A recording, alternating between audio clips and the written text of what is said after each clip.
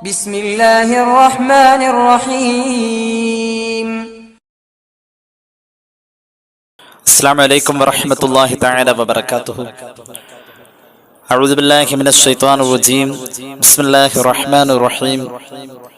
الحمد لله رب العالمين وأفضل الصلاة وأتم التسليم على المبعوث رحمة للعالمين وعلى آله وصحبه ومن سار على هديه إلى يوم الدين أما بعد. സത്യവിശ്വാസികളെ, അള്ളാഹു നമ്മെ സ്വീകരിക്കട്ടെ. നമ്മുടെ പാപങ്ങൾ അള്ളാഹു പുറത്തു തരട്ടെ. രോഗങ്ങൾ അള്ളാഹു ശിഫയാക്കട്ടെ. റബ്ബ് നമ്മുടെ അറിവിൽ ബറക്കത്ത് നൽകട്ടെ. നമ്മുടെ അമലിന് അള്ളാഹു തൗഫീഖ് നൽകട്ടെ. നമ്മിൽ നിന്നും മൺമറഞ്ഞവരുടെ ഖബറിടം അള്ളാഹു സ്വർഗീയമായ ആരാമങ്ങളും അനുഗ്രഹങ്ങളും കൊണ്ട് നിറയ്ക്കട്ടെ.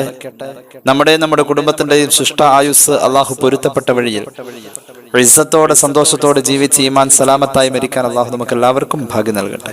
നമ്മൾ ഈ കഴിഞ്ഞ ദിവസങ്ങളിൽ ചർച്ച ചെയ്തു പോയത്, ഒരാള് പൂർണ്ണമായ വിജയത്തിൽ എത്തിയിട്ടുണ്ടെങ്കിൽ അയാളിൽ കാണപ്പെടുന്ന 11 അടയാളങ്ങൾ മഹാന്മാർ സൂചിപ്പിക്കുന്നു. അതിൽ ഒന്നാമത്തേത്, വിജയിയാണോ അയാളുടെ ജീവിതത്തിൽ ദുനിയാവിനോടുള്ളതായ അമിതമായ ആഗ്രഹം ഇല്ലാതെ വരികയും പകരം ആഖിറത്തോട് കൂടുതൽ ആഗ്രഹിക്കുകയും ചെയ്യുന്നു എന്നുള്ളതാണ്. രണ്ടാമത്തേത്, അയാളുടെ ഇബാദത്തിലേക്ക് കൂടുതൽ ശ്രമകരമായ കാര്യങ്ങൾ ചെയ്യുകയും അതിലേക്ക് പരിശ്രമം കൂടുതലും താല്പര്യം കൂടുതലും കാണപ്പെടുകയും ഇബാദത്തുകളുടെ കൂട്ടത്തിൽ ഖുർആൻ പാരായണത്തിന് പ്രത്യേക പരിഗണന കൊടുക്കുകയും ചെയ്യുന്നു എന്നുള്ളതാണ് രണ്ടാമത്തെ അടയാളം. മൂന്നാമത്തെ അടയാളം, അയാളെ സംബന്ധിച്ച് ആവശ്യമില്ലാത്ത എന്തെങ്കിലും കാര്യങ്ങളുണ്ടെങ്കിൽ അതിൽ വർത്താനം പറയാൻ കൂടുകയില്ല. അദ്ദേഹത്തിന് ആവശ്യമില്ലാത്ത കാര്യങ്ങൾ ബന്ധപ്പെട്ട് അതിനോട് സംസാരിച്ച് ആ സഭയിൽ പങ്കെടുക്കില്ല എന്നുള്ളതാണ്. നാലാമത്തെ അടയാളം, 5 വഖത്ത് ഫർള് നിസ്കാരത്തെ സമയബന്ധിതമായി നിർവഹിക്കുന്ന വിഷയത്തിൽ പൂർണ്ണമായ ഉത്തരവാദിത്വം നിർവഹിക്കുന്നു എന്നുള്ളതാണ്. അഞ്ചാമത്തെ അടയാളം, അൻ യകൂന വറഅൻ ഫീമാ ഖല്ല ഔ കസറ മിനൽ ഹറാമി വശുബ്ഹാത്തി.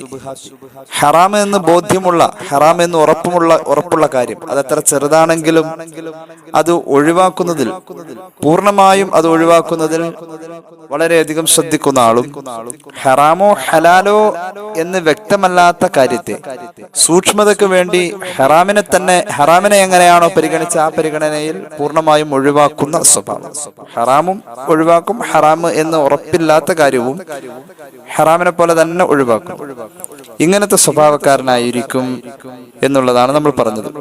പിന്നെ പറയുന്നത് ആറാമത്തെ അടയാളം, അൻ തകൂന സുഹബതുഹു മഅ സ്വാലിഹീന. അദ്ദേഹത്തിന്റെ സഹവാസം സ്വാലിഹീങ്ങളുടെ കൂടെ ആയിരിക്കും. സ്വാലിഹീങ്ങളുടെ കൂടെ സഹവസിക്കാൻ താല്പര്യമുള്ള ആളായിരിക്കും. സ്വാലിഹീങ്ങളുടെ കൂടെ ആയിരിക്കും അദ്ദേഹത്തിന്റെ സഹവാസം. ഈ വിഷയത്തിലാണ് ഇൻഷാ അല്ലാഹ് ഇന്നത്തെ നമ്മുടെ ചർച്ച തുടങ്ങുന്നത്. ആറാമത്തെ അടയാളം, സ്വാലിഹീങ്ങളുടെ കൂടെ. നമ്മെ സംബന്ധിച്ച് നമ്മുടെ ജീവിതത്തിന്റെ ഏറ്റവും വലിയ ലക്ഷ്യം ഈ സ്വാലിഹീങ്ങളുടെ കൂടെ ചേരുക എന്നുള്ളതാണ്. നമുക്ക് വേണ്ടി അള്ളാഹു നമ്മുടെ മത ഘടനയിൽ അല്ലെങ്കിൽ നമ്മുടെ മത ആചാരങ്ങളുടെ ക്രോഡീകരണത്തിൽ നിർബന്ധമാക്കിയിരിക്കുന്ന ഏക പ്രാർത്ഥന ഇഹ്ദിന സിറാത്തൽ മുസ്തഖീം എന്നുള്ളതാണ്. എന്താണ് ഈ പ്രാർത്ഥന കൊണ്ട് ഉദ്ഘോഷിക്കപ്പെടുന്നത്? ഈ പ്രാർത്ഥന സിറാത്തുൽ മുസ്തഖീമിൽ ചേർക്ക് എന്നുള്ളതാണ്. സൂറത്തുൽ ഫാത്തിഹ ഖുർആനിന്റെ ഉള്ളടക്കമാണ്. ഖുർആനിന്റെ ഉള്ളടക്കമായ ഫാത്തിഹയുടെ 6ാമത്തെ വചനമായി ഈ പ്രാർത്ഥന കൊണ്ടുവരുമ്പോൾ ഉള്ളടക്കം എന്ന നിലയിൽ അടിസ്ഥാനപരമായി ഒരു വിശകലനം ഒഴിവായി നിൽക്കുന്ന അവസ്ഥയാണ് ഏതൊരു ഉള്ളടക്കത്തിനുമുള്ളത്. പക്ഷെ ഖുർആൻ സൂറത്തുൽ ഫാത്തിഹയിലെ ഈ 6ാമത്തെ ആയത്ത്, സിറാത്തുൽ മുസ്തഖീമിൽ ഞങ്ങളെ നീ ചേർക്കണേ എന്ന അർത്ഥമുള്ള ഈ ആയത്തിന് വിശദീകരണമാണ് 7ാമത്തെ ആയത്തിലൂടെ കൊണ്ടുവന്നിരിക്കുന്നത്. സിറാത്തുൽ ലദീന അൻഅംത അലൈഹിം, അല്ലാഹു അനുഗ്രഹം ചെയ്ത ആ മഹാന്മാരുടെ കൂടെ ഞങ്ങളെ ചേർക്കണം എന്നുള്ളതാണ് ഫാത്തിഹ അധ്യായത്തിന്റെ പോലും ഏറ്റവും പ്രധാനപ്പെട്ട ഒരു മെസ്സേജ്. അപ്പോൾ മഹാന്മാരുടെ കൂടെ ആവുക, അങ്ങനെ ആക്കണേ എന്ന പ്രാർത്ഥന വലിയ നിർണായകമായ സ്ഥാനം നമ്മുടെ മതപരമായ കാര്യങ്ങളിൽ വഹിക്കുന്നു എന്നുള്ള ഒരു വസ്തുത ഇതിനോടൊപ്പം ചേർത്ത് വെക്കുകയാണ്. മഹാന്മാര് ആരാണ്?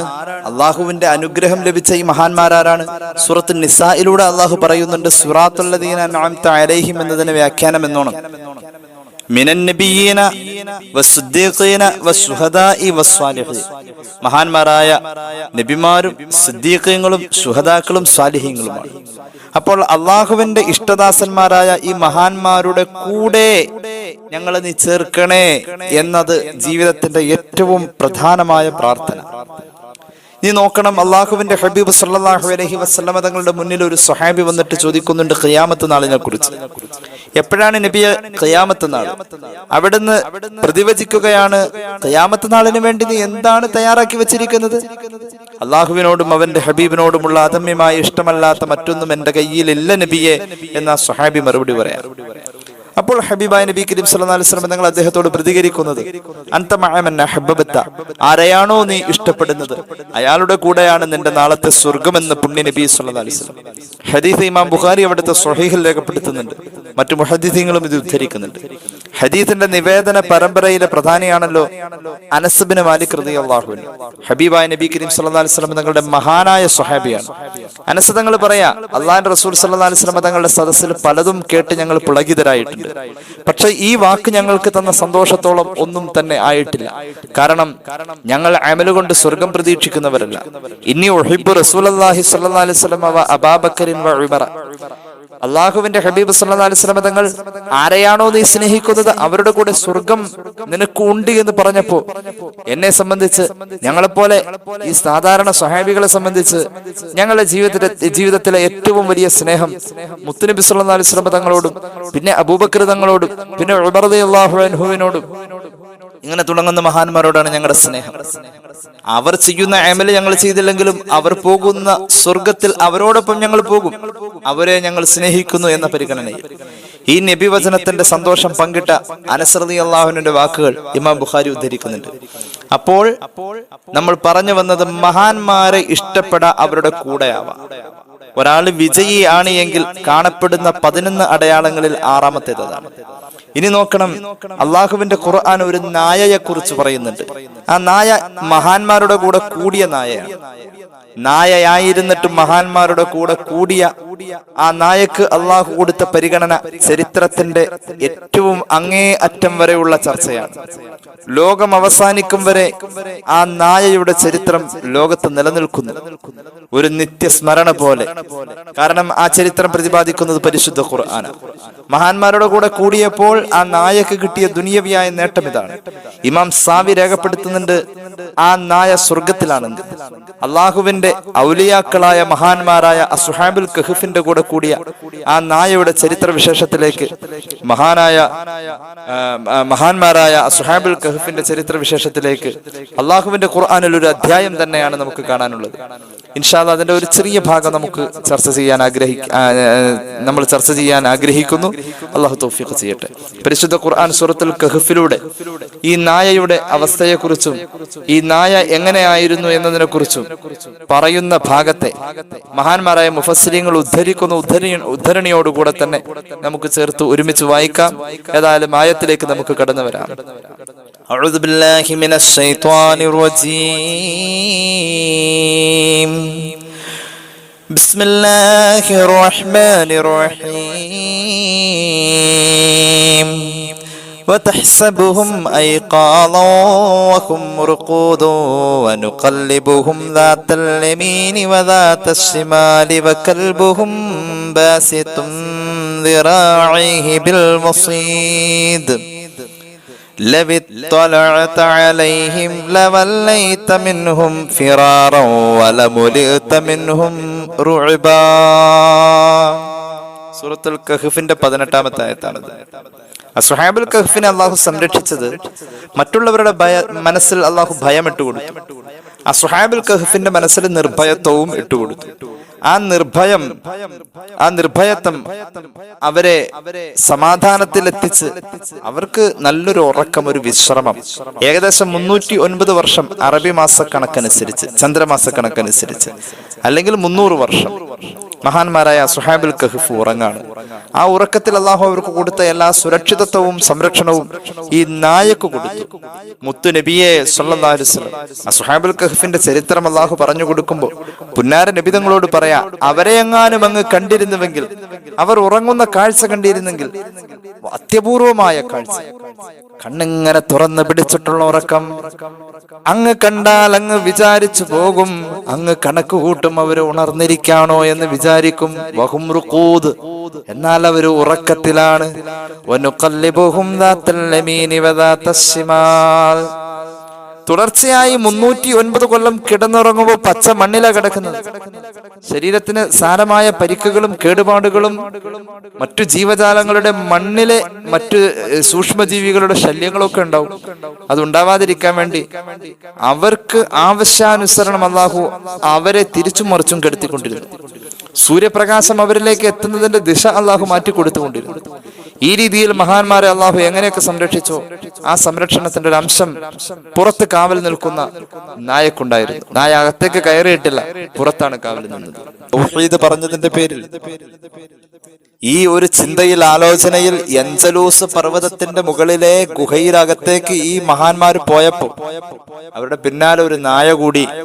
ആ നായയെ പറ്റി ഖുർആൻ പറയാണ്, വകൽബുഹും ബാസിത്തും ദിറാഇഹി ബിൽ വസീദി, ആ നായ ഇവർക്ക് കാവലായി പുറത്ത്, ഗുഹയുടെ പുറത്ത് കാവൽ നിന്നു. എന്താ ഗുഹയുടെ പുറത്ത് കാവൽ നിന്നത്?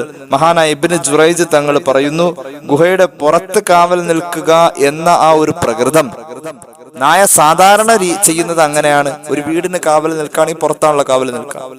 ആ രീതിയിൽ നായ അതിന്റെ പ്രകൃതി എങ്ങനെയോ അതുപോലെ ചെയ്തു. പിന്നെ ഒരു കാര്യമുണ്ട്, വകാന ജുലൂസുഹു ഖാരിജൽ ബാബിലി അന്നൽ മലായികത ലാ തദ്ഖുലു ബൈതൻ ഫീ കൽബിൻ കമാ വറദ ഫീ സ്വഹീഹ്. ഇമാം ബുഖാരിയുടെ സ്വഹീഹിൽ ഒരു ഹദീസ് ഉണ്ടല്ലോ, ഈ നായ അകത്തുണ്ടെങ്കിൽ നായ ഉള്ളോടത്തേക്ക് മലക്ക് കയറൂലെന്നുണ്ട്. അപ്പൊ ഗുഹയുടെ അടുത്ത് ഈ മഹാന്മാരുടെ കൂടെ മലക്കുകളുണ്ട്. ഈ മലക്കുകളുടെ സാന്നിധ്യം അവിടെ ഉണ്ടാവാൻ വേണ്ടിയിട്ട് ഗുഹയുടെ അകത്തേക്ക് നായനെ കയറ്റിയില്ല, നായ കയറിയില്ല. നേരത്തെ നമ്മൾ പറഞ്ഞു, ഈ മഹാന്മാരെ അള്ളാഹു ആവശ്യാനുസരണം ഇടത്തേക്കും വലത്തേക്കും ചെരിച്ചു കെടുത്തും തിരിച്ചു കെടുത്തുമായിരുന്നു. വനുഖല്ലിബുഹും ദാത്തൽ യമീനി വദാത്തശ് ശിമാലി എന്ന് പറഞ്ഞ ആ ആയത്തിന്റെ ഭാഗം ഇങ്ങനെ അർത്ഥമാക്കുമ്പോൾ ഇബ്നു കസീർ രേഖപ്പെടുത്തുന്നുണ്ട്, വസമിലത്ത് കൽബഹും ബറക്കത്തുഹും, ഈ മഹാന്മാരുടെ ബറക്കത്ത് ഈ നായക്കും കിട്ടി. മഹാന്മാരുടെ ബറക്കത്ത് നായക്ക് കിട്ടിയെന്ന് ഇബ്നു തൈമിയയുടെ ശിഷ്യൻ ഇബ്നു കസീർ രേഖപ്പെടുത്തുന്നു. എങ്ങനെ ബർക്കത്ത് കിട്ടിയത്?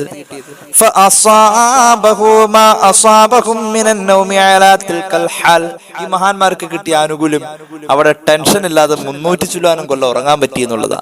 അത് ഈ നായക്കും കിട്ടി. ഈ 300 ചില്ലാനും കൊല്ലം അവർക്ക് ആയുസ് അല്ലാഹു കൊടുത്തു, അത് ഈ നായക്കും കിട്ടി. ഈ 300 ചില്ലാനും ദിവസം വർഷം ഈ മഹാന്മാരോട് ഉറങ്ങുമ്പോൾ അവർക്ക് കിട്ടിയ സുരക്ഷിതത്വവും സംരക്ഷണവും ഈ നായക്കും കിട്ടി. ഈ മഹാന്മാർക്ക് അല്ലാഹു കൊടുത്ത ഉറക്കത്തിന്റെ സർവ്വ സുഖങ്ങളും ഈ നായക്ക് കിട്ടി. വഹാദാ ഫായിദത്തു സുഹബത്തിൽ അഖ്യാരി, ഈ പറഞ്ഞ നേട്ടം, അതായത് ഈ നായക്ക് കിട്ടിയ എല്ലാ നേട്ടങ്ങളും അള്ളാഹു നായനെ തിരിച്ചും മറിച്ചും കെടുത്തി, അവരെ കെടുത്തിയ പോലെ തന്നെ നായക്ക് മഹാന്മാർക്ക് കിട്ടിയത് മുഴുവനും കിട്ടിയത്. അതിൽ നിന്നും പഠിക്കേണ്ടത് ഇബ്നു കസീർ രേഖപ്പെടുത്താണ്, സ്വാലിഹീങ്ങളെ മഹാന്മാരെ കൂടെ കൂടാൻ തീരുമാനിച്ചാൽ ഇങ്ങനെ കുറെ പ്രയോജനങ്ങൾ കിട്ടും. എന്നിട്ട് ഇബ്നു കസീർ തങ്ങൾ പറയുന്ന ഈ നായക്ക് കിട്ടിയ പ്രയോജനം എന്താ? നമ്മളിപ്പോ ഈ പറഞ്ഞ പ്രയോജനങ്ങൾക്ക് പുറമെ ഇന്നഹു സാറ ലിഹാദൽ കൽബി ദിക്റുൻ വഖബറുൻ വശഅനുൻ, ഈ നായ ചരിത്രത്തിലെ ചർച്ച ചെയ്യപ്പെട്ട നായാണ്. ഇമാം സാവി രേഖപ്പെടുത്തുന്നുണ്ട് ഈ നായ സ്വർഗത്തിലാണെന്ന്. ഈ നായ സ്വർഗത്തിലാണെന്ന് ഇമാം സാവി രേഖപ്പെടുത്തുന്നുണ്ട്. ഏതായാലും ചരിത്രത്തിൽ ഈ നായക്ക് ചർച്ചയുണ്ട്. അള്ളാഹുവിന്റെ ഖുർആൻ ഒരു അധ്യായത്തിൽ ഈ നായയെ ഒരു സംഭവമാക്കി പറഞ്ഞിട്ടുണ്ടെങ്കിൽ അതിനർത്ഥം എന്താ? ഈ നായ ദുനിയാവിന്റെ ചർച്ചയിൽ അള്ളാഹു റബ്ബുൽ ഇസ്സത്ത് ലോകാവസാനം വരെ ഈ നായയെ നിലനിർത്താണ് ചർച്ചയിലൂടെ. അത് നായക്ക് കിട്ടിയ ബർക്കത്താണ്. ഇതെന്തിനാണിത്? മഹാന്മാരുടെ കൂടെ കൂടിയത് നായയായിരുന്നിട്ടും മഹാന്മാരുടെ ബർക്കത്ത് കിട്ടി.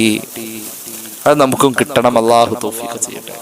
അതുകൊണ്ട് വിജയത്തിന്റെ 6ാമത്തെ അടയാളം മഹാന്മാരുടെ കൂടെ കൂടലാണ്. നേരത്തെ നമ്മൾ ഓതിയ ആയത്ത് ഞാൻ വീണ്ടും ഓതുന്നു.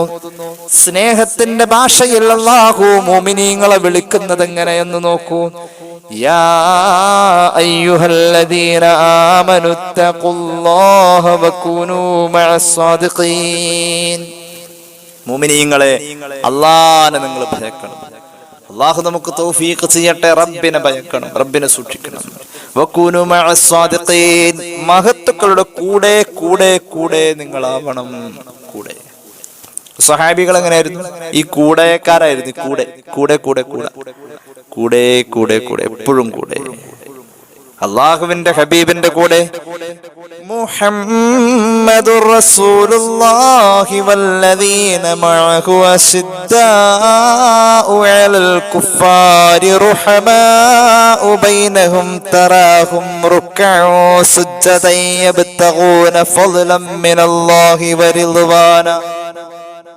സൂറത്തുൽ ഫത്ഹിന്റെ മനോഹരമായ ആയത്ത്. ഈ ആയത്ത് ഇങ്ങനെ വെച്ച് വഴുതു പറഞ്ഞ ഒരുപാട് പറയാനുണ്ട്. ഇതിൽ മഅഹു എന്ന ഒരു വാക്ക് തന്നെ ഒരു 10 ദിവസം പറയാനുണ്ട്. അത്രയും സ്വഹാബികൾ മുത്തുനബി സല്ലല്ലാഹു അലൈഹി വസല്ലം തങ്ങളുടെ കൂടെ, അവിടുത്തെ സാമീപ്യവും സാന്നിധ്യവും ആഗ്രഹിച്ചവർ കൂടെ. ഒരിക്കലും പിരിഞ്ഞിട്ടില്ലല്ലോ സിദ്ദീഖ് തങ്ങള്, ഒരിക്കലും പിരിഞ്ഞിട്ടില്ലല്ലോ.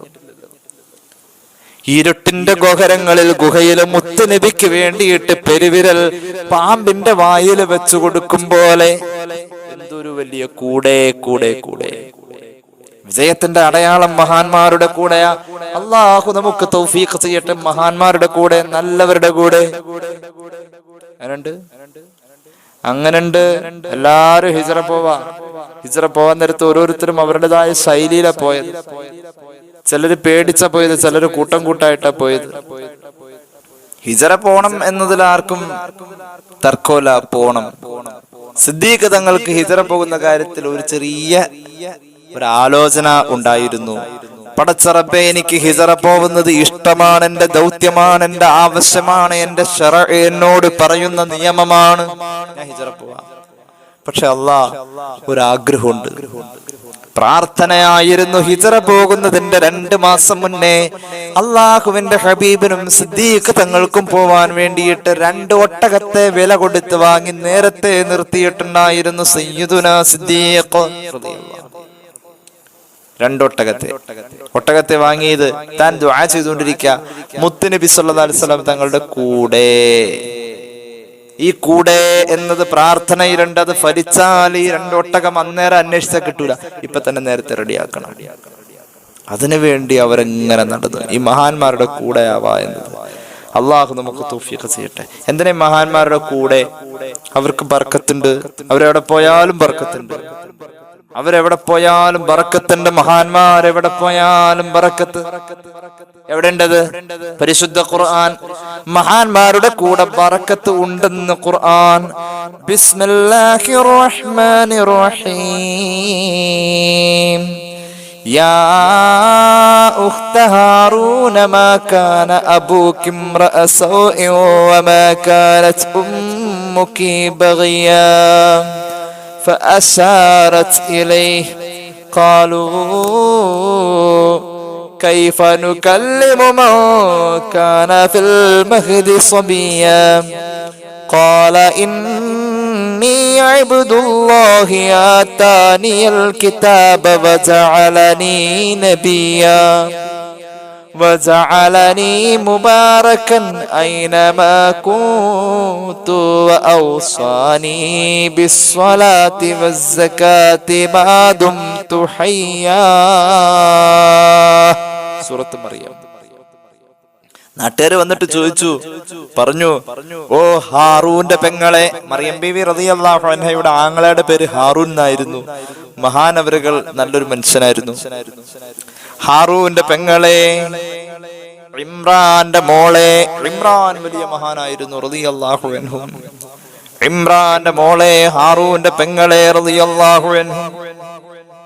ആ കാലഘട്ടത്തിലെ ജനങ്ങളെ വിളിച്ചു പറയാണ്, മാ കാന അബൂകി ഇംറഅ സൗഇൻ വമാ കാനത് ഉമ്മുകി ബഗിയ. ഹന്നാ റളിയല്ലാഹു അൻഹ എന്ന മഹ്ദി എത്ര വലിയ മഹ്ദിയായിരുന്നു. ഓ ഹാറൂന്റെ പെങ്ങളെ, ഇമ്രാന്റെ മോളെ, ബഹുമാനപ്പെട്ട ഹന്ന റളിയല്ലാഹു അൻഹയുടെ മകളെ, നിന്റെ ഉമ്മായോ വാപ്പയോ ആങ്ങളെയോ ഇവരാരും മോശമായിരുന്നല്ലോ. ഉമ്മ നല്ലൊരു പെണ്ണായിരുന്നല്ലോ. നിനക്ക് എന്താ പറ്റി? എവിടെന്ന ഈ അവിഹിത ബന്ധത്തിലൂടെ ഉണ്ടായ ഗർഭം എന്ന് ചോദിച്ചു. ആരാ ഈ കുട്ടിയുടെ വാപ്പ? കുട്ടിയുടെ വാപ്പ ആരാന്ന് കുട്ടിയോടല്ല ചോദിക്കണ്ടേ? എന്നോട് ചോദിക്കാൻ. അവരോട് പ്രതികരിച്ചില്ല, അവരോട് മിണ്ടിയില്ല. കുട്ടി കിടക്കണോടത്തിലേക്ക് കൈ ഇങ്ങനെ നീട്ടിയിട്ട് പറഞ്ഞു, അവിടെ ചോദിച്ചോ, അവിടെ ചോദിച്ചോ. കുട്ടിയുടെ വാപ്പ ആരാന്ന് കുട്ടിയോട് ചോദിക്കുക, എന്നോട് ചോദിക്കണം എന്തിനാ? കുട്ടിയുടെ വാപ്പ ആരാണെന്ന് അവിടെ ചോദിക്കാ. കൈ കറാമത്തിന്റെ കയ്യാ. കുട്ടിയുടെ നേരെ കൈ അങ്ങ് നീട്ടി മറിയം റളിയല്ലാഹു അൻഹ. കുട്ടിയോട് ചോദിക്കൂ. കുട്ടിയോട് ചോദിക്കാൻ വേണ്ടി ഈ വന്ന കേമന്മാർക്ക് ധൈര്യമല്ല. അവര് ചോദിക്കുക, കൈഫ നുകല്ലിമു മൻ കാന ഫിൽ മഹ്ദി സബിയ, തൊട്ടിലിൽ കിടക്കുന്ന ഈ കുഞ്ഞിനോടാണോ ഞങ്ങൾ ചോദിക്കുക? നിങ്ങൾക്ക് അറിയേണ്ടത് അവിടെയല്ല ചോദിക്കേണ്ടത്. ഞങ്ങൾ അങ്ങനെ ചോദിക്കാൻ അവിടെ കിടക്കുന്ന ആളെങ്ങനെ സംസാരിക്കും? തൊട്ടിലിൽ കിടക്കുന്ന കുട്ടി എങ്ങനെ സംസാരിക്കുക? സ്വഹീഹുൽ ബുഖാരിയിൽ ഒരു അധ്യായം തന്നെ ഉണ്ട്, തൊട്ടിലിൽ സംസാരിച്ച കുട്ടികൾ എന്നൊരു അധ്യായം തന്നെ ഉണ്ട്. തൊട്ടിലിൽ കിടക്കുന്ന ആളോട് ചോദിച്ചാൽ പറയും ചോദിച്ചില്ല. എങ്ങനെ ചോദിക്കാൻ? അവർക്ക് വിശ്വാസമല്ല കുട്ടി പറയൂല്ല എന്നുള്ളത്. എന്തായാലും കുട്ടി പറയാനുള്ളതും അവർക്ക് അറിയാനുള്ളതും അടുത്ത ആയത്തിലൂടെ പോരാണ്. ഖാല ഇന്നി അബ്ദുല്ലാഹി ആതാനിയൽ കിതാബ വജഅലനി നബിയ. ഈ കുട്ടി പറഞ്ഞതിലുണ്ട് നമ്മൾ പറയുന്ന വിഷയം. എന്ത്? മഹാന്മാർ എവിടെ പോയാലും ബർക്കത്താ. കുട്ടി പറയാൻ തുടങ്ങി, ഞാൻ അള്ളാഹുവിന്റെ അടിമയാണ്. അബ്ദുല്ല എന്ന പ്രയോഗം ഒരു പ്രവാചകൻ അള്ളാഹുവിലേക്ക് ചേർത്ത് അള്ളാന്റെ അടിമ എന്ന രീതിയിൽ പറയുന്നുണ്ടെങ്കിൽ അള്ളാഹ്ക്ക് ഏറ്റവും ഇഷ്ടം അങ്ങനെ പറയല. ഓരോ നബിമാരും അള്ളാഹുവിന്റെ ഇഷ്ടദാസന്മാരാണ്. അബ്ദുല്ല എന്ന രീതിയിൽ തന്നെ സംബോധനം ചെയ്യാൻ ഓരോ നബിമാരും ഇഷ്ടപ്പെട്ടിരുന്നു. സുബ്ഹാനല്ലദീ അസ്റാ ബിഅബ്ദിഹി ലൈലൻ മിനൽ മസ്ജിദിൽ ഹറാം. പരിശുദ്ധ ഖുർആൻ എത്രയോ സ്ഥലങ്ങളിൽ മുത്തുനബിയെ അബ്ദ് എന്ന് പറഞ്ഞത്. സൂറത്തുൽ ഇസ്രാ പോകുന്നത് സംബന്ധമായുള്ള പറച്ചിലും അബ്ദ് എന്നാ പറഞ്ഞത്. ബിഅബ്ദിഹി ലൈലൻ മിനൽ മസ്ജിദിൽ ഹറാം. കുട്ടി പറയാൻ തുടങ്ങി, ഞാൻ അള്ളാഹുവിന്റെ അടിമയാണ്. ഇന്നി അബ്ദുല്ലാഹി ആതാനിയൽ കിതാബ വജഅലനി നബിയ. ഞാൻ അള്ളാഹുവിന്റെ അടിമയാണ്. അവൻ എനിക്ക് ഇൻജീൽ എന്ന ഒരു മഹത്തായ ഗ്രന്ഥം തന്നിട്ടുണ്ട്. എന്നെ അവൻ നബിയുമാക്കിയിട്ടുണ്ട്. ഞാൻ വെറുതെ വന്ന ആളല്ല, ഞാൻ നബിയ. എപ്പോഴാ പറയണത്? 40 വയസ്സിലല്ല, തൊട്ടിലിൽ പ്രായത്തിൽ. ഇനി കേട്ടോ അടുത്തത്. ഞാൻ നബിയാണെന്ന് പറഞ്ഞാൽ വജഅലനി മുബാറകാ, ഞാനൊരു ബർക്കത്തുള്ള മനുഷ്യനാ. എവിടെ? ഐനമാ കൂതു, ഞാൻ എവിടെ പോയാലും അവിടെ ബർക്കത്താണ്. അത് മഹാന്മാരുടെ കൂടെ ഉണ്ട്. ഇത് ഖുർആനാ പറഞ്ഞത്. ഈ ബർക്കത്ത് നമുക്ക് കിട്ടാൻ വേണ്ടിയിട്ട് നമ്മൾ ഒരുപാട് പണിയെടുക്കണം. മഹാന്മാരുടെ കൂടെ കൂടണം. ഒരു മഹാനായ നബി ദുആ ചെയ്തത് എന്താ? ആ മഹാനായ നബിയുടെ ദുആ, പടച്ചോനെ എനിക്ക് സ്വാലിഹീങ്ങളായ മഹാന്മാരുടെ കൂടെ ചേരണമെന്നാ. ഒരു മഹാനായ നബി ഇസ്രായേലിന്റെ കണ്ണടിച്ച് തെറിപ്പിച്ചതാ. എന്തിനാ? സ്വാലിഹീങ്ങളുടെ കൂടെ ചേരാൻ വേണ്ടി. എവിടെയാ നമ്മുടെ 2 ഖലീഫമാരുടെ ഖബറുള്ളത്? മഹാനായ റസൂലുള്ളാഹി സ്വല്ലല്ലാഹു അലൈഹി വസല്ലം തങ്ങളുടെ കൂടെ ചേർന്നതാണ്. അപ്പൊ ഇനി നമുക്ക് ഫാത്തിഹയിൽ നമ്മൾ ദുആ ചെയ്യുന്ന, നിസ്കാരത്തിൽ ദുആ ചെയ്യുന്നത് ഇഹ്ദിനസ് സിറാത്തൽ മുസ്തഖീം എന്നല്ലേ? അതിന്റെ ലക്ഷ്യം എന്താ? മഹാന്മാരുടെ കൂടെ ചേരുക.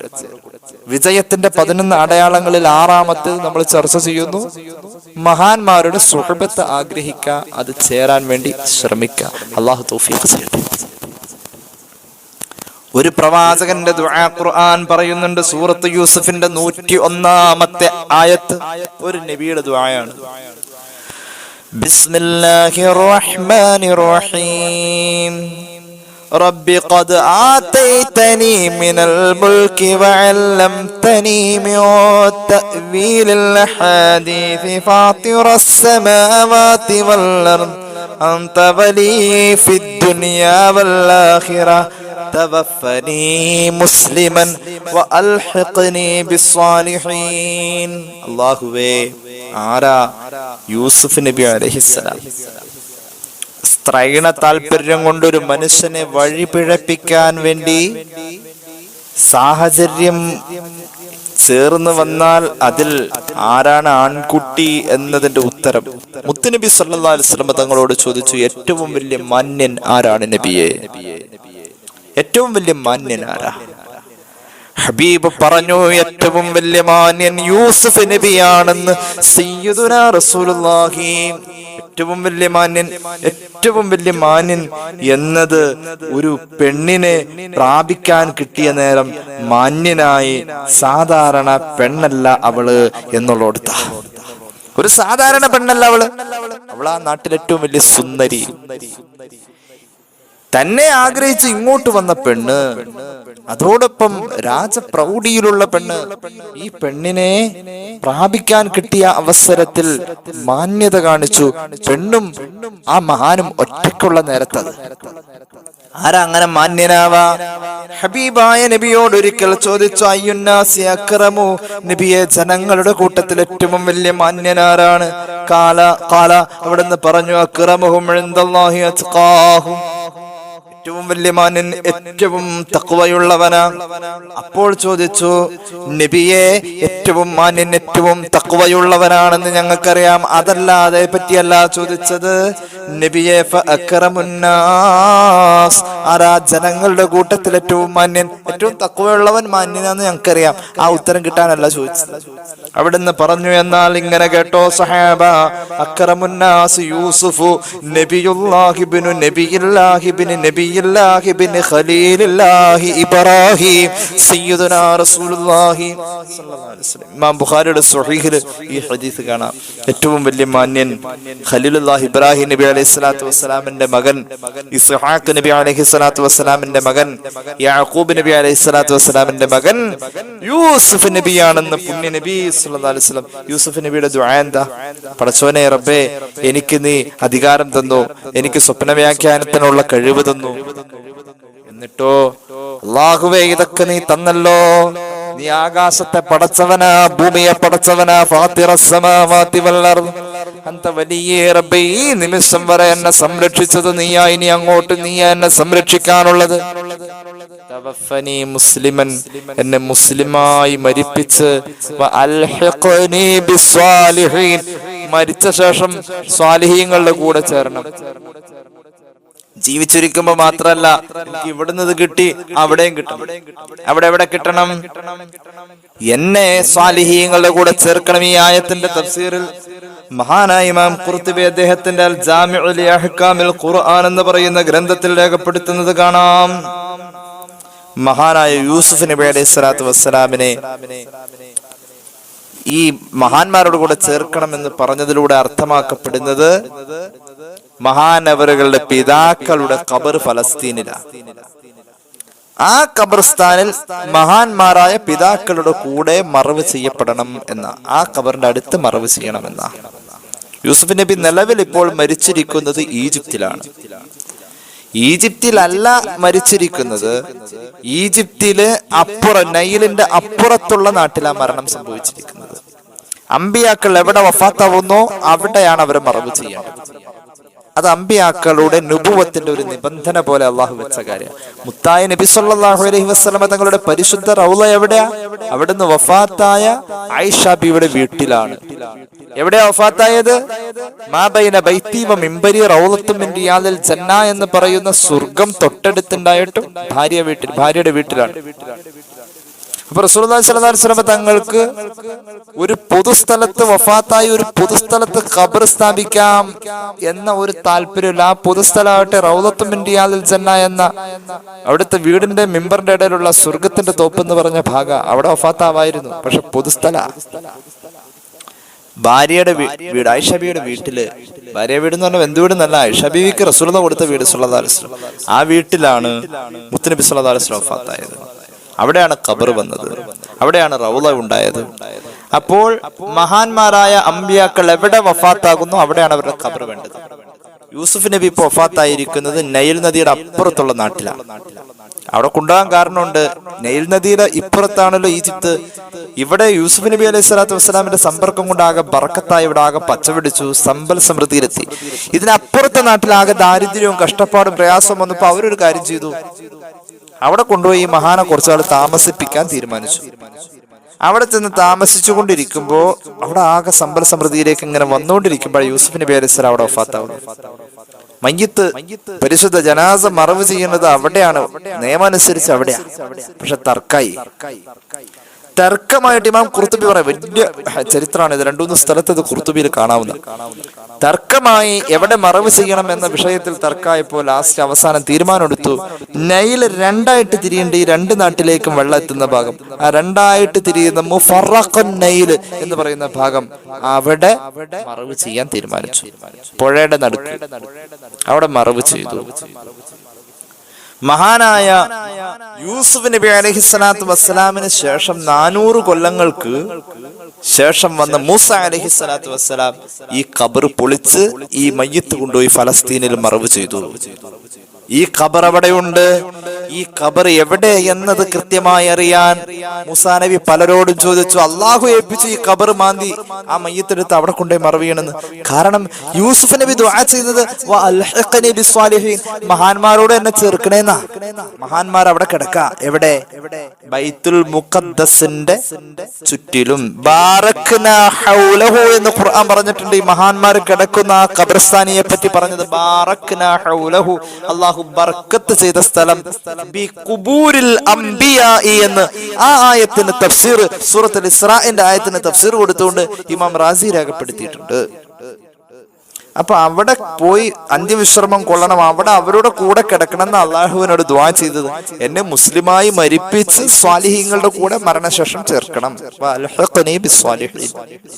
സ്വാലിഹീങ്ങളുടെ ഖബറിന്റെ അടുത്ത് ഖബർ കിട്ടുക എന്നത് പുണ്യമാണെന്ന് മഹാന്മാർ പഠിപ്പിക്കുന്നുണ്ട്. അള്ളാഹു തൗഫീഖ് ചെയ്യട്ടെ. അങ്ങനെ അവിടെ ചേരണമെന്ന് ദുആ ചെയ്ത് അവിടെ ചേരണം.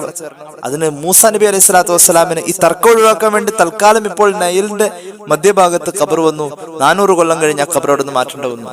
മൂസാ നബിക്ക് അള്ളാഹു കൊടുത്ത ദൗത്യം അത് പൊളിച്ച് അവിടെ കൊണ്ടുപോയി മറവ് ചെയ്യാനാണ്. അങ്ങനെ വലിയ ചരിത്രമാണ്.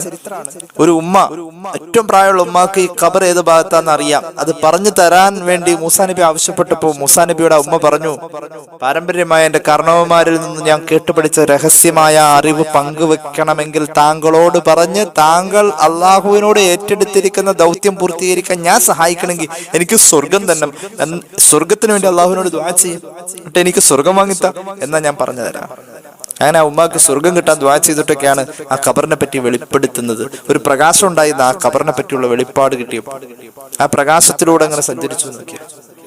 അപ്പൊ ചുരുക്കി പറഞ്ഞാൽ മഹാന്മാർ അങ്ങനെയാ ചിന്തിച്ചത്. ഉമർ ഇബ്നുൽ ഖത്താബ് ചിന്തിച്ചത് ഖബർ എവിടെ വേണമെന്ന ആയിഷാ ബീവിക്ക് വേണ്ടി വെച്ചിരിക്കുന്ന ഖബർസ്ഥാനിലെ ആ ഭാഗമാണ് ഉമർ ഇബ്നുൽ ഖത്താബ് റളിയല്ലാഹു അൻഹു ചോദിച്ചു വാങ്ങി പുണ്യ നബി സല്ലല്ലാഹു അലൈഹി വസല്ലം തങ്ങളുടെയും സിദ്ദീഖ് തങ്ങളുടെയും കൂടെ കിടക്കാൻ ആഗ്രഹിച്ചത്. അപ്പൊ ചുരുക്കി പറഞ്ഞാൽ മഹാന്മാരുടെ കൂടെ കൂടുക എന്നത് ഒരു ഭാഗ്യമാണിത്. ഹയാത്ത് കാലത്തും മരണത്തിന് ശേഷവും അവരുടെ കൂടെ കൂടുക എന്നത് മഹത്തുക്കൾ ഏറെ പ്രാധാന്യം കൊടുത്തു. വിജയത്തിന്റെ 6ാമത്തെ അടയാളം സ്വാലിഹീങ്ങളുടെ കൂടെ കൂടാൻ ആഗ്രഹിക്കുക. ഞാൻ പെട്ടെന്ന് അവസാനിപ്പിക്കുക, കുറച്ച് ദിവസമായി ഈ വിഷയം തന്നെ പറയുന്നത്. അപ്പോൾ 7ാമത്തെ അടയാളം, വിജയത്തിന്റെ 7ാമത്തെ അടയാളം യകൂന മുതവാദിഅൻ ഗൈറ മുതകബ്ബിർ, വിനയമുള്ളവനായിരിക്കും, കിബറില്ലായിരിക്കും. കിബറുള്ളവനെ അള്ളാഹു താഴ്ത്തിക്കളയും, വിനയമുള്ളവനെ അള്ളാഹു ഉയർത്തും, വിജയിപ്പിക്കും. അള്ളാഹു തൗഫീഖ് ചെയ്യട്ടെ. 8ാമത്തെ അടയാളം സഖിയൻ കരീമ, എന്തെങ്കിലുമൊക്കെ ദാനം ചെയ്യാനുള്ള ഒരു മനസ്സുണ്ടാവും, അത് വിജയത്തിന്റെ അടയാളമാണ്. അള്ളാഹു തൗഫീഖ് ചെയ്യട്ടെ എന്തെങ്കിലുമൊക്കെ ദാനം ചെയ്യാൻ. അള്ളാഹുവിന്റെ ഹബീബ് സല്ലല്ലാഹു അലൈഹി വസല്ലം തങ്ങൾ പറയുന്നു, ഇദാ അസ്ബഹ ഇബ്നു ആദമ, ആദം സന്തതി നേരം വെളുത്തെഴുന്നേൽക്കുമ്പോൾ 2 മലക്കുകൾ ആകാശത്തിൽ നിന്നും ഇറങ്ങി വന്നിട്ട് ദുആ ചെയ്യും, പടച്ച റബ്ബേ ഇന്നത്തെ ദിവസം ദാനം ചെയ്യുന്നവർക്ക് നീ കൊടുക്കണം പകരം. ഞാൻ പറയട്ടെ, ഞാനും നിങ്ങളും ഒരാൾക്ക് എന്തെങ്കിലും ഒരു സാധനം പകരം കൊടുക്കുകയാണെങ്കിൽ അതിനോളം ഉള്ളതേ കൊടുക്കൂ, ഇങ്ങോട്ട് കിട്ടിയതിനോളം ഉള്ളതേ കൊടുക്കുള്ളൂ, അത് കൂടുതൽ ഒരു അല്പം കൊടുക്കുള്ളൂ. ഒരു ഉദാഹരണം പറഞ്ഞപ്പോ നമ്മുടെ നാട്ടിലൊക്കെ സർവ്വസാധാരണ ഉള്ള ഒരു സംഭവമാണ്, പെരപാർക്കല് കല്യാണത്തിനൊക്കെ കവറ് കിട്ടും. അങ്ങോട്ട് കിട്ടിയത് നമ്മൾ എന്ത് ചെയ്യും, അങ്ങോട്ട് കൊടുക്കും, പകരം കൊടുക്കില്ല. അങ്ങനെ ചെയ്യാൻ പാടുണ്ടോ ഇല്ല എന്നുള്ള ഷറയിന്റെ ചർച്ച വേറെ ഉണ്ട് കേട്ടോ. തിരിച്ചിങ്ങോട്ട് കിട്ടണം എന്ന് ഓർത്ത് കൊണ്ടുപോയി കൊടുക്കാൻ പാടില്ല. ഫത്വൽ മുഈനിലൊക്കെ അത് പ്രത്യേകം ചർച്ച ചെയ്യുന്നുണ്ട്. നമ്മളൊരു ഹദിയ കൊടുത്തത് അവിടെ മറക്കാം, അവിടെ അങ്ങോട്ട് മറക്കാം. അതിന് തിരിച്ചിങ്ങോട്ട് നമ്മുടെ മോളെ കെട്ടിക്കുമ്പോ 2 വയസ്സുള്ള കുട്ടി വലുതായി കഴിയുമ്പോ ആ കുട്ടീനെ കെട്ടിക്കാൻ അപ്പുറത്തേക്ക് കൊടുത്തിങ്ങോട്ട് തിരിച്ചു വരുമെന്ന് പ്രതീക്ഷിച്ചിട്ട് കൊടുക്കരുത്, കൂലി നഷ്ടപ്പെടും. ഞാനിപ്പോ ഇവിടെ കൊടുക്കുന്നത് എനിക്ക് പകരം അള്ള തരും, ഇതിന് പകരം അള്ള തരും എന്ന് ഓർത്ത് അപ്പ നെയ്യത്ത് ചെയ്ത് അങ്ങോട്ട് കൊടുത്തോളം, തിരിച്ചു കിട്ടുമെന്ന് പ്രതീക്ഷിച്ച് കൊടുക്കരുത്. അത് അങ്ങനെ പാടില്ല. ഞാൻ ഉദാഹരണം പറയണ, സാധാരണ ഇപ്പൊ എല്ലാവരും ഇപ്പൊ അങ്ങനെ പ്രതീക്ഷിച്ചൊക്കെയാണല്ലോ കൊടുക്കുക. അപ്പൊ തിരിച്ച് നമുക്കൊരാള് ഈ ആഴ്ച പാർക്കലായിരുന്നു, നമ്മുടെ വീടിന്റെ പാർക്കില് പുതിയ വീട് വെച്ച് താമസം മാറുന്ന ആ സമയത്ത് നമുക്കൊരു ആള് അപ്പുറത്തെ വീട്ടുകാരൻ ഒരു ഇത് തന്നു. അടുത്ത ആഴ്ച ആ ആളുടെ മകന്റെ അല്ലെങ്കിൽ ആ ആളുടെ വീട്ടിൽ വേറെ ആവശ്യമുണ്ട്, ഇതുപോലെ സാമ്പത്തികം അങ്ങോട്ട് ചെല്ലേണ്ടത്. അപ്പൊ നമ്മൾ ഇങ്ങോട്ട് കിട്ടിയതിന്റെ പകരം അങ്ങോട്ട് കൊടുക്കുമ്പോ എന്ത് ചെയ്യും? 500 രൂപ വെച്ചെന്നെങ്കിൽ 500 തന്നെ നമ്മൾ കൊടുക്കുള്ളൂ. പക്ഷെ അള്ളാഹു പകരം കൊടുക്കുമ്പോ അങ്ങനെയല്ല, നമ്മൾ കൊടുക്കുമ്പോലെ അള്ളാഹു കൊടുക്കണം. അള്ളാഹുവേ, ഇന്ന് ചെലവ് ചെയ്യുന്നവന് നീ പകരം കൊടുക്കണമല്ലാ എന്ന് മലക്ക് ദുആ ചെയ്യും. മറ്റേ മലക്ക് ആമീൻ പറയും. ഇന്ന് കൊടുക്കാതെ പിടിച്ചു വെക്കുന്നവന് നീ അവന്റെ സമ്പത്തിൽ നാശം കൊടുക്കണേ എന്ന് മലക്ക് ദുആ ചെയ്യും. മറ്റേ മലക്ക് ആമീൻ പറയും. ഇങ്ങനെയാണ് ഓരോ പ്രഭാതവും എന്ന് പരിശുദ്ധ മുഹമ്മദ് മുസ്തഫ. വിജയത്തിന്റെ 8ാമത്തെ അടയാളം കൊടുക്കാനുള്ള മനസ്സാണ്. 9ാമത്തെ അടയാളം അള്ളാഹുവിന്റെ സൃഷ്ടികളോട് കരുണയാണ്. അള്ളാഹുവിന്റെ സൃഷ്ടികളോട് കരുണ വേണം, അത് 9ാമത്തെ അടയാളം. അള്ളാഹു തൗഫീഖ് ചെയ്യട്ടെ. അള്ളാഹുവിന്റെ സൃഷ്ടിയോട് കരുണ എങ്ങനെ? ചെറിയവരോട് സ്നേഹം, കരുണ, ഇതൊക്കെ ഉണ്ടാവണം. ചെറിയവരോട് കരുണ ചെയ്യാത്തവൻ എന്നിൽപ്പെട്ടവനല്ല, വലിയവരെ ബഹുമാനിക്കാത്തവൻ എന്നിൽപ്പെട്ടവനല്ല. മുഹമ്മദ് മുസ്തഫ സല്ലല്ലാഹു അലൈഹി വസല്ലം.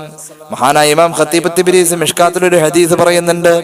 അഖറ ഇബ്നു ഹാബിസ് റളിയല്ലാഹു അൻഹു പുന്നാര നബി തങ്ങളുടെ അടുക്കൽ നിൽക്കുമ്പോൾ അള്ളാഹുവിന്റെ ഹബീബ് സല്ലല്ലാഹു അലൈഹി വസല്ലം തങ്ങളെ ഹസൻ റളിയല്ലാഹു അൻഹുവിനെ ചുംബിക്കുന്നു.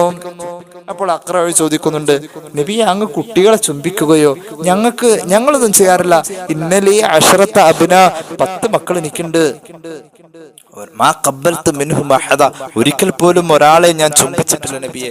പുണ്യ നബി സല്ലല്ലാഹു അലൈഹി വസല്ലം പറഞ്ഞു, ഭൂമിയിലുള്ളവരോട് കരുണ ചെയ്യാത്തവർക്ക് ആകാശത്തിന്റെ സീമകളിലെ മലക്കുകൾ കാരുണ്യത്തിന് വേണ്ടി പ്രാർത്ഥിക്കുകയോ ആകാശത്തിന്റെ അധിപനായ അള്ളാഹു തിരിച്ച് കരുണ ചെയ്യുകയോ ചെയ്യില്ല. ഭൂമിയിലുള്ളവർക്ക് നിങ്ങൾ കരുണ ചെയ്യൂ എന്ന് പുണ്യ നബി സല്ലല്ലാഹു അലൈഹി മുഹമ്മദ് സല്ലല്ലാഹു അലൈഹി വസല്ലം. അപ്പൊ നമ്മൾ എത്ര പറഞ്ഞു? 8 എണ്ണം പറഞ്ഞു, 9 എണ്ണം പറഞ്ഞു. 10ാമത്തേത് മനുഷ്യന്മാർക്ക് ഉപകാരമുള്ള ആളാണ് എങ്കിൽ അവന് വിജയത്തിന്റെ അടയാളം പൂർത്തീകരിച്ച ആളാണ്. വിജയത്തിന്റെ 10ാമത്തെ അടയാളം മനുഷ്യന്മാർക്ക് ഉപകാരം ഉണ്ടാവണം. മനുഷ്യന്മാർക്ക് ഉപകാരം എവിടെ? നമ്മൾ അങ്ങനൊരു ആയത്ത് ഓതിയിരുന്നു നേരത്തെ. ഈസാ നബിയുടെ ചരിത്രം പറഞ്ഞപ്പോ അങ്ങനെ ഒരു ആയത്ത് ഓതിയില്ലേ, വജഅലനി മുബാറക്കൻ. ഇതിന്റെ അർത്ഥം എന്തെന്നറിയോ? മഹാന്മാർ കൊടുക്കുന്ന അർത്ഥം ഐ നഫഅൽ ലിന്നാസ്, ജനങ്ങൾക്ക് വലിയ ഉപകാരമായിരുന്നു സയ്യിദുനാ ഈസാ അലൈഹിസ്സലാം.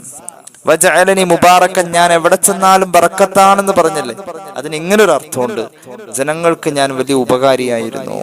10ാമത്തെ അടയാളം ജനങ്ങൾക്ക് ഉപകാരമാണ് എങ്കിൽ 11ാമത്തേത് യകൂന ദാക്കിറൽ ലിൽ മൗതി കസീറ, സ്വന്തം മരണത്തെക്കുറിച്ച് ഒരുപാട് ഓർക്കുന്ന മനസ്സുണ്ട് എങ്കിൽ വിജയത്തിന്റെ 11ാമത്തെ അടയാളം അതാണെന്ന് പരിശുദ്ധമായ ഗ്രന്ഥങ്ങളിലൂടെ മഹാന്മാര് പഠിപ്പിക്കുകയാണ്. അല്ലാഹു നമുക്ക് തൗഫീഖ് ചെയ്യട്ടെ.